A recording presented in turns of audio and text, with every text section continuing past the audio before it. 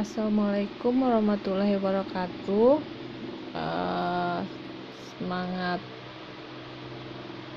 selamat bertemu kembali dengan saya Ibu Hartini dan juga Pak Sermin sebagai dosen manajemen pemasaran, di mana minggu ini kita akan menjelaskan tentang strategi pemasaran, yaitu bagaimana menciptakan nilai bagi pelanggan.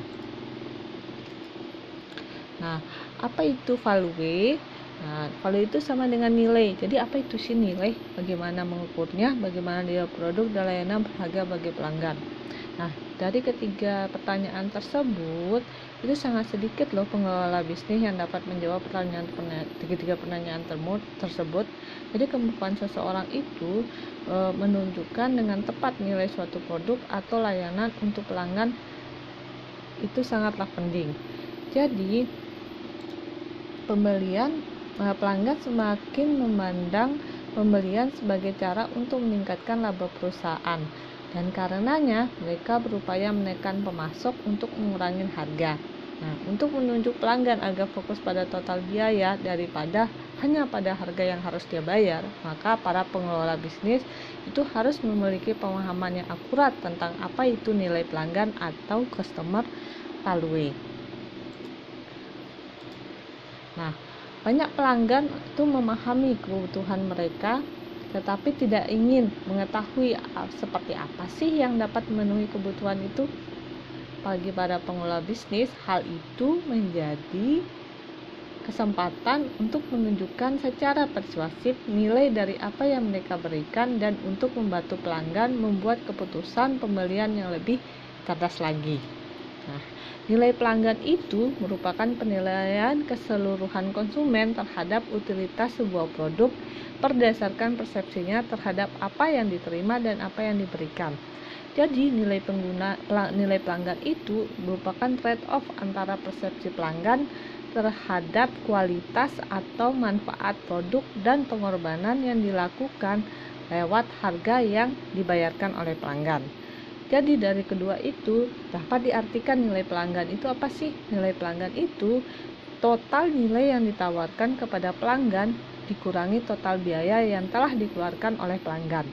Jadi di sini total biaya itu meliputi nilai fungsional dari produk, pelayanan, emosional, sosial, dan nilai kondisional. Nah, sedangkan untuk si biaya total sendiri itu meliputi harga moneter, waktu, upaya belanja, energi, dan psikologi. Nah, nilai pelanggan itu tergantung dengan ikatan emosional. Nah, ikatan emosional itu muncul antara pelanggan dengan produsennya.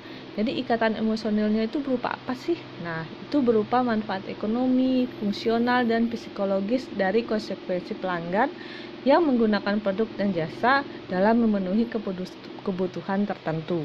Nah, di sini nilai pelanggan itu ditentukan oleh dua hal, yaitu namanya biaya dan manfaat. Nah, biaya itu mencakup biaya uang, waktu, energi, dan psikologi.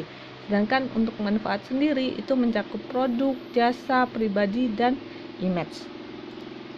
Nah, adapun manfaat dari customer value. Nah, di sini ada menciptakan kesetiaan dan retensi pelanggan. Nah, manajemen hubungan pelanggan yang baik itu untuk menciptakan kepuasan pelanggan. Nah, di mana jika pelanggan merasa puas akan tetap setia dan akan menceritakan hal-hal yang baik tentang produk maupun perusahaan kepada teman, keluarga, orang-orang yang dikenal maupun kepada orang lain. Nah, itu karena itu tujuan dari manajemen hubungan pelanggan itu bukan hanya untuk menciptakan kepuasan aja, tetapi juga menciptakan kepuasan secara penuh oleh pelanggan untuk mendapatkan nilai seumur hidup.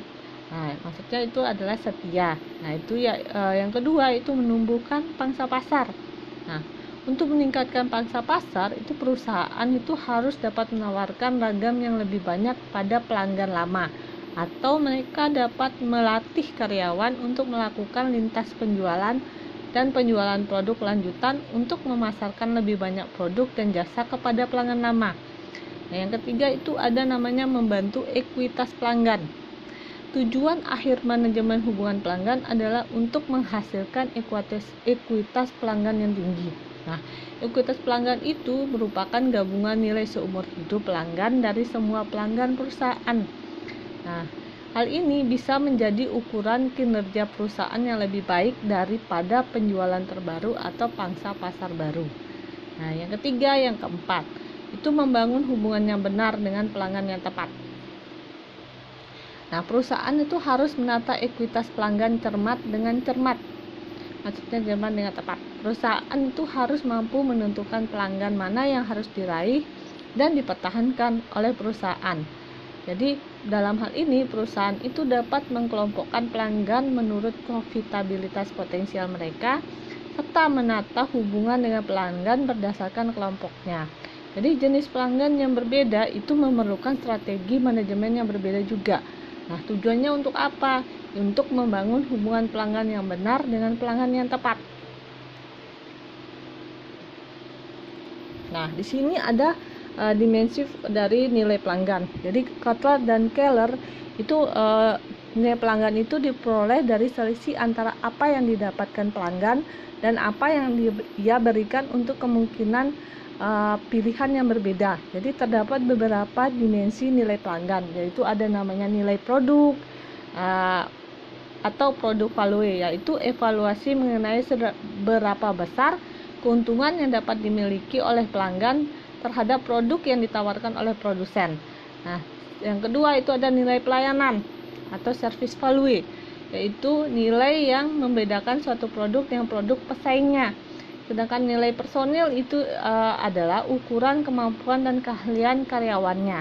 Nah, yang keempat itu ada nilai citra atau image value. Nah, di sini adalah nilai yang didapatkan dari persepsi pelanggan terhadap keseluruhan komponen yang menghasilkan reputasi perusahaan.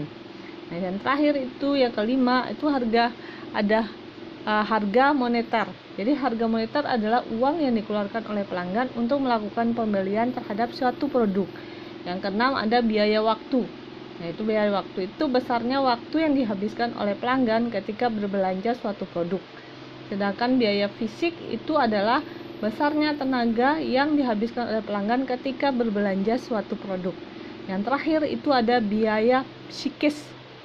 Itu adalah biaya berupa rasa kesal atau senang selama proses memperoleh pelayanan atau mengkonsumsi produk.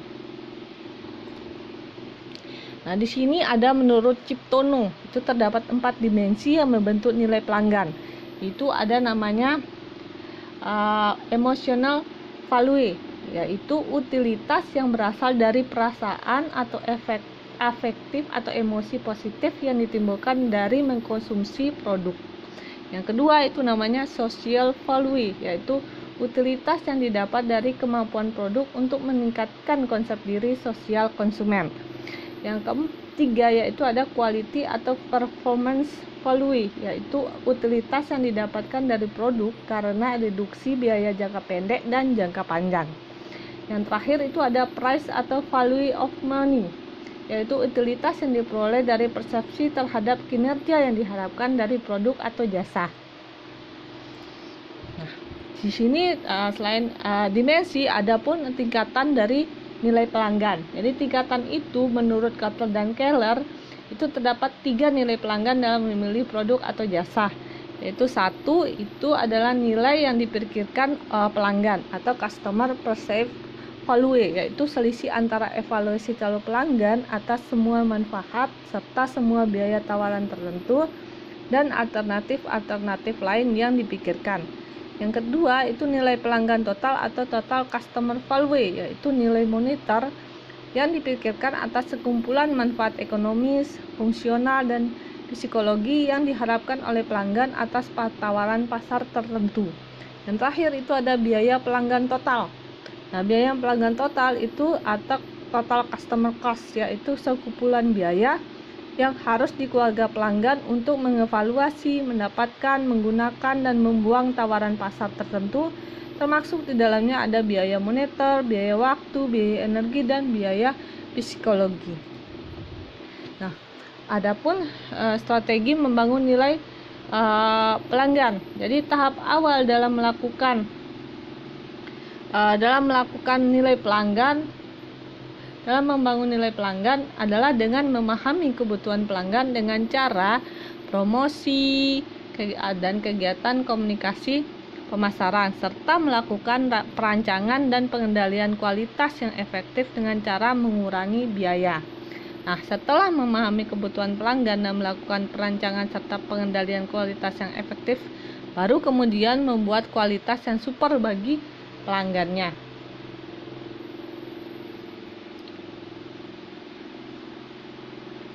Nah, pada saat kualitas produk tersebut diterima oleh pasar, maka akan terbentuk namanya nilai pelanggan.